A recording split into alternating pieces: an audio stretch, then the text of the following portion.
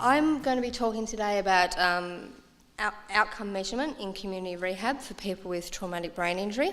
I'll start by highlighting how important community rehabilitation is in the continuum of care for people with brain injury.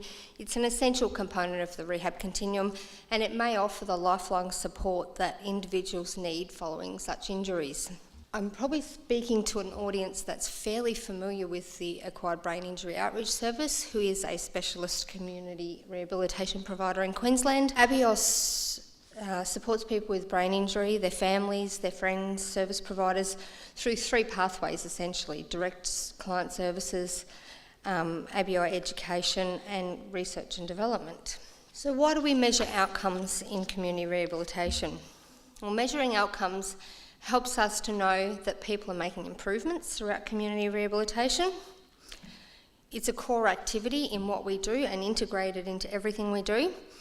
And it's very important to continue that how we measure outcomes in community rehabilitation is perhaps a little bit different to inpatient rehabilitation settings. The focus is quite different. In inpatient settings, the focus is often on physical, cognitive and psychosocial functioning, whereas our focus broadens in community settings to include things like participation and the environment.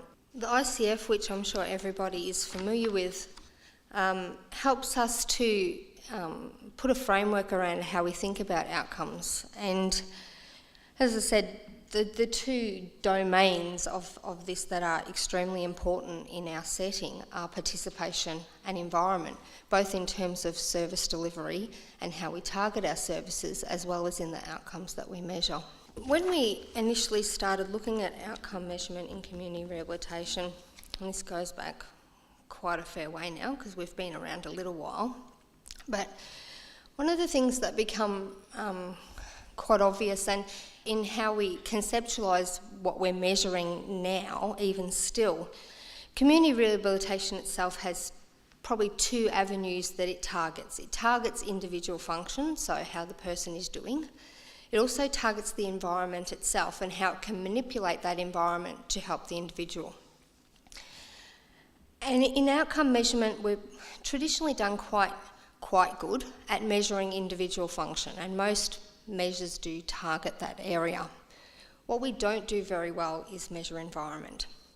And what we do even less well is measure that interaction between individual function and the environment.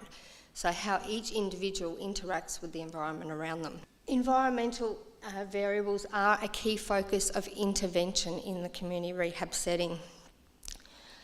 And what's important to remember is environmental demands and resources are different for different aspects of individual functioning. What you need for one purpose is not the same as what you may need for another purpose. The problem with the existing measures of environment, so things like the chart, those types of measures, is they assume a knowledge of that interaction with individual function without actually breaking it down. So essentially those measures assume that environment is the same for everything that we do. ABIOS, when we conceptualised measuring environment, which was back in 2000, and before I actually started with ABIOS, so that was back in 2002, 2003, conceptualised environment as a resource. And service delivery aims to maximise two things in terms of resources. It aims to maximise the availability of those resources, so what we have available to us to support us, but also how people use those resources to help them. It's no sense having all these resources around you if you don't actually use them for the purpose in which they're intended. So in service delivery, we aim to do both those things, and therefore when we're measuring our outcomes or measuring environment in the community setting, we have to also consider that distinction. The ABIOS way of measuring outcomes is the use of the MPAO4 to measure individual function. After trialling multiple measures, this was one of the ones that people kept coming back to. It's a clinician-rated scale on the basis, and in ABIOS we do it on the basis of a clinical interview at the start of our ABIOS program. It has three subscales: an ability subscale, adjustment subscale and participation subscale. So in terms of the ICF, it actually tracks quite well to the domains of the ICF. So we measure individual function that way, but when we measure environment, how we've adapted it to that purpose is we've mapped resource availability and utilisation to the different domains of the MPAI4. So environment is measured as resource availability and utilisation, and a further distinction that we've made is separating formal and informal resources. Formal resources might include services, equipment, that type of thing. Informal resources are things such as family that will help us, and that the reason that distinction was made, because those resources can often act in either complementary or quite divergent ways in terms of helping the individual out in a situation. So we measure resource availability and utilisation separately for the ability subscale, the adjustment subscale, and for each individual item of the participation subscale. So you can imagine, given that level of measurement, that all our case managers absolutely love me fantastically. When I say, let's make sure our outcome measures are up to date. So what I'm aiming to present today is I'm aiming to look at what are the individual and environmental outcomes for people with traumatic brain injury in ABIOS. I'm also looking to compare those outcomes for traumatic injury to the outcomes for non-traumatic injury in ABIOS. ABIOS actually provides services to people with traumatic injury and non-traumatic injury. And contrast those, and then also explore whether there are demographic differences for people with traumatic injury and their outcomes. So as with any evaluation, the design's fairly simple. It's pre-post. We don't have a control group because everybody who wants ABIOS gets it. Pretty close. Our rehabilitation coordinators complete our measures at entry to and completion of community rehab. And of course, we are a specialist rehabilitation provider. So the data that I'm presenting today is actually drawn from 339 consecutive ABIOS clients with traumatic injury who have completed programs under our current outcome measurement approach, and a comparison group of 268 consecutive ABIOS clients with non-traumatic injury. So as you can see, those numbers are getting up fairly high now, which gives us quite a bit of data to work with. The analysis excluded people if they received no substantial program. For instance, contact could not be maintained. The client refused service delivery for any reason. If data was not available for both pre and post, and we do have a large section where people are initially in contact with services and then they disappear into the atmosphere somewhere and we can't contact them. So of course we don't get a post measure for those people. And if we had missing data greater than 5%. I think that the first thing I want to draw your attention to is looking at the demographics of these two different groups of people that come through ABIOS. And you'll see our trauma group has a much higher percentage of males. We would possibly expect that. We also see our trauma group is a little bit younger. We would also possibly expect that. Has a greater percentage of single people. We would also expect that. And slightly greater rehabilitation in Buru, which we probably would also expect. In addition to this, the trauma group had slightly longer rehab programs than the non-trauma group, as well as longer time since injury than the non-trauma group. So those figures aren't up there, but I just thought I'd add those in. In terms of our trauma group, obviously I just also added the compensable, non-compensable breakdown and the motor vehicle breakdown, so 60% to 40 MVAs and 35% compensable. So when we look at our total score for individual functioning on the MPAI4, we see extremely significant change in that scale over the course of community rehabilitation for both our trauma and our non-trauma group. That's the overall scale. If we look at the ability subscale, we see also significant change over time for both groups. And the thing that I think is really important to point out in terms of this subscale is this subscale is essentially a body structure and function subscale of the I4, so it's an impairment measure. And our average time post-injury is over 3 years.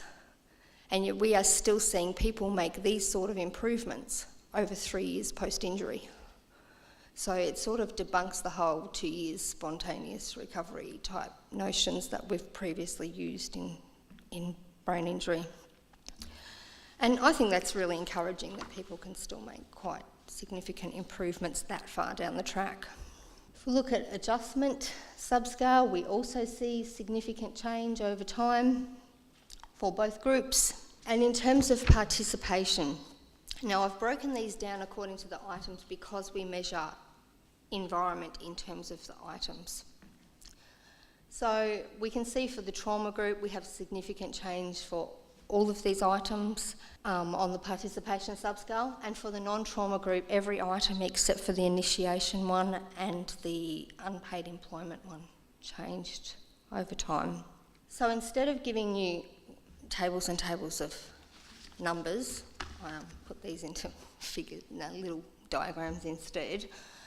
When we look at our resource availability and utilisation, we see that pre and post-injury formal availability of resources significantly changed over time for the non-trauma group but not for the trauma group, but the utilisation of those formal resources for ability changed in both groups significantly over time. We see there was no difference, however, for informal resources, so in terms of family use to support changes in ability. If we look at it in terms of adjustment, we see significant change in formal availability and utilisation for both trauma and non-trauma groups, and informal utilisation, so people are using their informal resources more to support their adjustment, but then they're not more available. And when we look at participation outcomes, we can see significant variation across items, and we can see significant change in many items, with the tendency to the formal resources showing more change than the informal resources. You don't probably need to look at all of these, it's just to give you a picture that we do have change across items in terms of different items, as well as differences between the trauma and non-trauma group, as well as differences between utilisation of resources and availability of resources. So as you can see, that's quite a lot of measurement when we look at that. When we look at demographic differences in our outcomes, and I limited this specifically to the traumatic group because this symposium is more about trauma.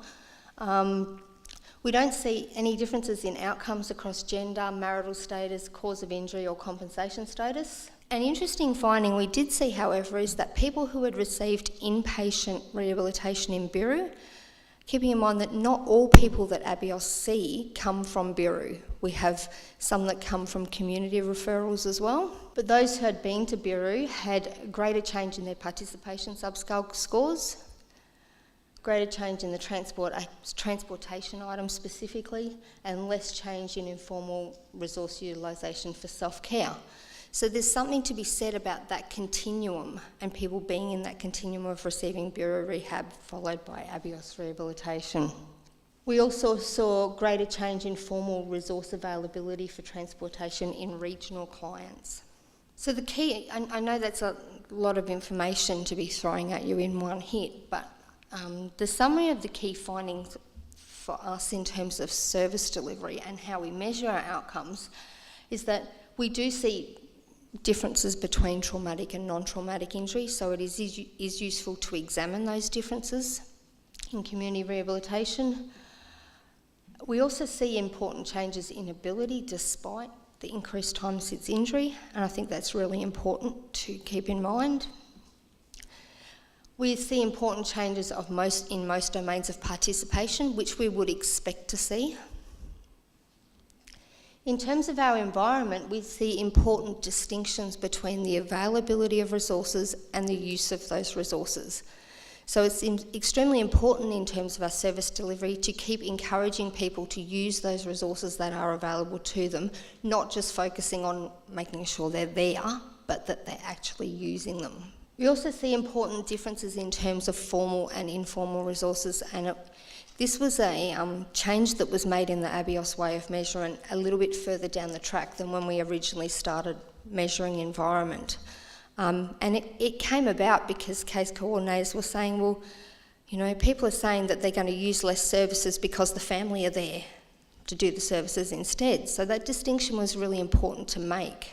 And we've heard from Roz how much families can actually be doing in those circumstances. And important differences in resources as they relate to individual functioning. So we see important difference in resources as they help people with their abilities, as they help people with their adjustment, and as they help people in different domains of their participation. So it's not sufficient to have an environment measure that is just a blanket, yes, this is available, yes, it's not. The implications for us in terms of service delivery, I know feedback is really important to staff.